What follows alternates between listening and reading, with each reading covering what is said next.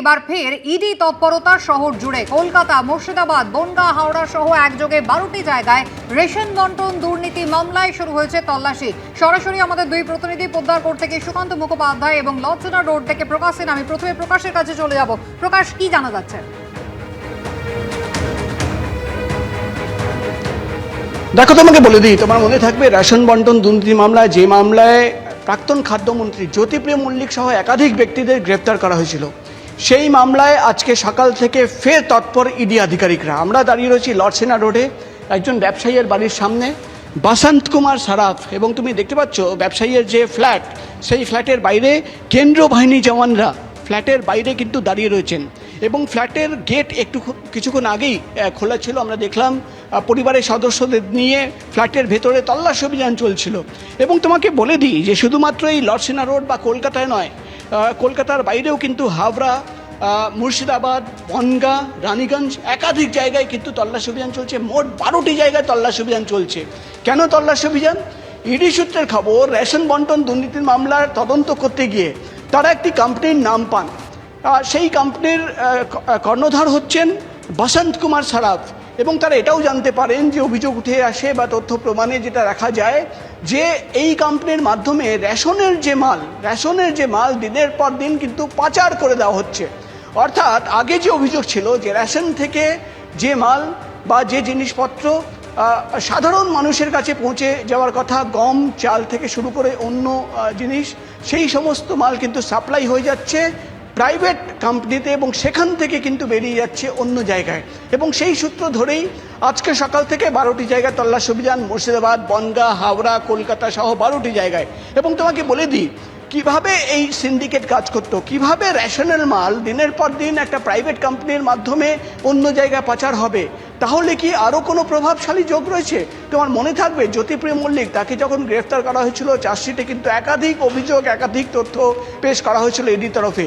আজকে ফের বিধানসভা ভোটের মাত্র 2 সপ্তাহ কম সময় বাকি, এবং তার মধ্যেই আমরা দেখতে পাচ্ছি ফের তৎপর ইডি আধিকারিকরা। রেশন বন্টন দুর্নীতি মামলায় গত কয়েক মাস ধরে আমরা কিন্তু দেখেছি এই মামলায় ইডির তেমন কোনো তৎপরতা ছিল না, কিন্তু আজকে সকাল থেকে হঠাৎ সকাল থেকে গতকাল রাতেই কিন্তু ইডি আধিকারিকরা সূর্য কমপ্লেক্স থেকে বেরিয়ে যান। মুর্শিদাবাদ কেউ পৌঁছে গেছে, কেউ বনগাঁয়ে গভীর রাতে পৌঁছে গেছিল, এবং আজকে সকাল থেকেই একসঙ্গে তল্লাশি অভিযান। আরেকবার ছবি দেখাবো, বসন্ত কুমার সারাফ, আমরা যেটা ইডি সূত্রের খবর, বসন্ত কুমার সারাফকে ইতিমধ্যেই জিজ্ঞাসাবাদ করা হচ্ছে এবং কাউকে ভেতরে প্রবেশ করতে দিচ্ছেন না কেন্দ্রীয় বাহিনী জওয়ানরা, তারা দাঁড়িয়ে রয়েছেন। সব মিলিয়ে কিন্তু আজকে তল্লাশি অভিযান শেষ হওয়ার পর আর কি তথ্য বেরিয়ে আসে, আর কি প্রমাণ পাওয়া যায়, সেটাই কিন্তু এখন দেখার বিষয় হবে।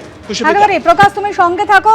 কোন সিন্ডিকেট কাজ করতো, প্রভাবশালী কারা রয়েছে এবং সাধারণ মানুষের হাতে না পৌঁছে রেশনের সামগ্রী অন্যত্র পাচার হয়ে গিয়েছে, সেই সূত্রের খোঁজে 12টি জায়গায় একযোগে তল্লাশি। সুকান্ত মুখোপাধ্যায় আমাদের প্রতিনিধি রয়েছেন আমাদের সঙ্গে। সুকান্ত, একেবারেই পোদ্দারকোটের কোন কোন অফিসে সকাল 8টা থেকে চলছে তল্লাশি?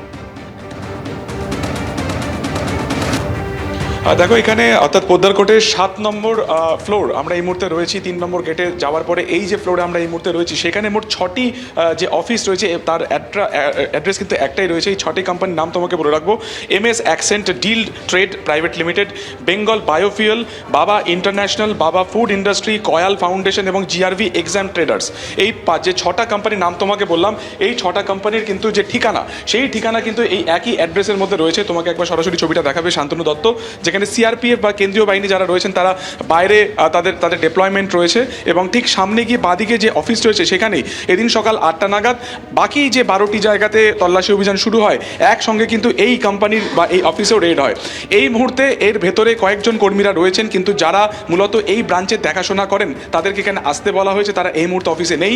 আমরা জানি যে রেশন বন্টন দুর্নীতির মামলাতে কয়েক হাজার কোটি টাকার দুর্নীতি হয়েছিল, এবং মূলত অভিযোগ ছিল যে এই টাকা বিভিন্ন কোম্পানি মারফত বাইরে পাচার করা হয়েছে বা বাইরে সেই টাকা একেবারে কালোবাজারি করা হয়েছে। ফলত সেই টাকা কোন কোন কোম্পানির নামে মূলত বাইরে পাচার করা হয়েছিল, সেই কোম্পানির নাম তদন্তের পরিপ্রেক্ষিতে উঠে আসে, এবং সেই পরিপ্রেক্ষিতে একাধিক কোম্পানির নাম কিন্তু উঠে আসে। ফলত তাদের কি ভূমিকা ছিল এই টাকা আর্থিক পাচারের ক্ষেত্রে বা এই টাকার লেনদেনের ক্ষেত্রে, এই কোম্পানিগুলোকে কিভাবে কাজে লাগানো হতো, সার্বিক বিষয় কিন্তু ইডি এই মুহূর্তে তদন্ত করছে। আমরা জানি যে এর আগে এই মামলাতে 2023 সালের অক্টোবর মাসে জ্যোতিপ্রিয় মল্লিককে গ্রেফতার করা করা হয়। পরবর্তীকালে একাধিক যারা প্রভাবশালী যে যোগ এই গোটা দুর্নীতিতে সামনে আসে তাদেরকেও গ্রেপ্তার করা হয়।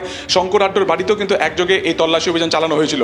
ফলত আবার নতুন করে তৎপর ইডি বেশ কিছু নতুন তথ্য তাদের হাতে এসেছে এবং সেই মাফিকই কিন্তু একাধিক জায়গাতে আজকে একযোগে এই তল্লাশি অভিযান চালানো হচ্ছে, যার মধ্যে শহর কলকাতাতে একাধিক অ্যাড্রেস রয়েছে এবং বাইরে রানীগঞ্জ থেকে শুরু করে হাবড়া বনগাঁ বিভিন্ন জায়গাতে। এবং যে ফ্লোরের তোমাকে বললাম যে ঠিক এই যে আপাতত গেটটাকে বন্ধ করে রাখা হয়েছে নিরাপত্তার জন্য, বাইরে সেন্ট্রাল ফোর্স রয়েছে এবং ভেতরে 6টি কোম্পানির একটি মাত্র অ্যাড্রেস, সেই অ্যাড্রেসে এই মুহূর্তে তল্লাশি অভিযান চালাচ্ছেন কিন্তু ইডি আধিকারিকেরা এই রেশন বন্টন দুর্নীতি মামলাতে।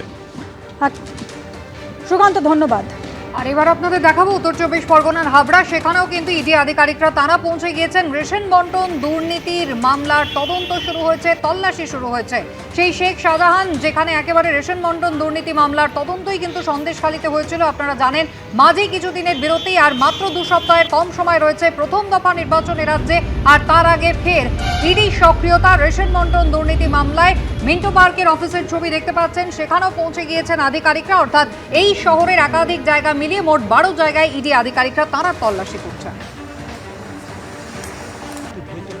এবিপি আনন্দ, এগিয়ে থাকে, এগিয়ে রাখে।